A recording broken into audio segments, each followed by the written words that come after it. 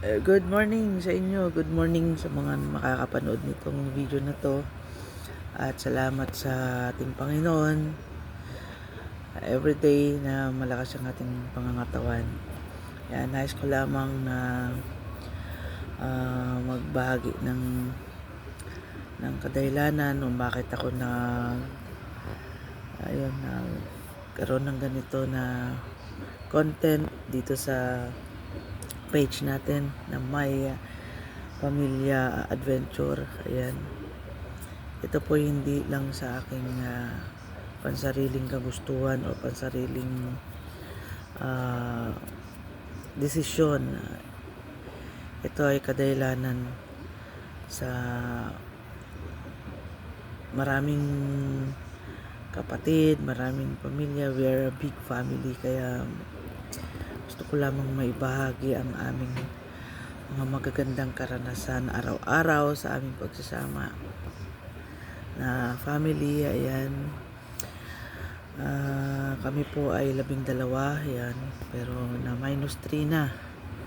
So kami po ay 9 na lamang. Ayan, kaya kahit saang sulok ng lugar, Pinas man o sa labas ng Pinas, ayan, kami po ay magkakasamang magkakapatid, mga ate at kuya halos.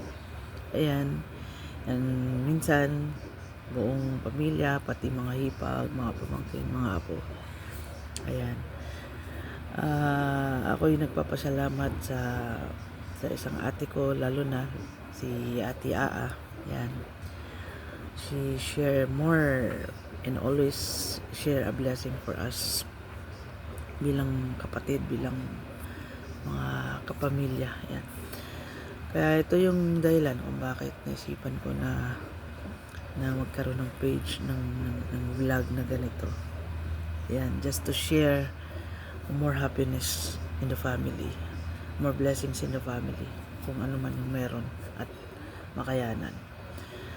So yun po ang aking rason, and I want to achieve the goal din. Kung pala rin tayo at sa awa ng Diyos, if you really likes ang aking mga mai-share na videos or vlogs, yun.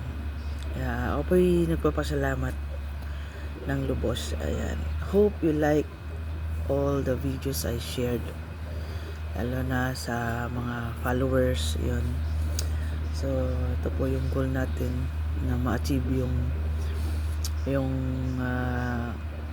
makagusto ng mga videos natin.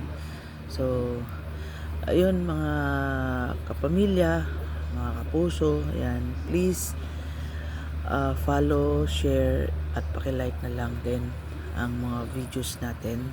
Ayan, thank you, and hanggang dito lang po ang aking nais sabihin sa inyo, at maraming salamat. To God be the glory.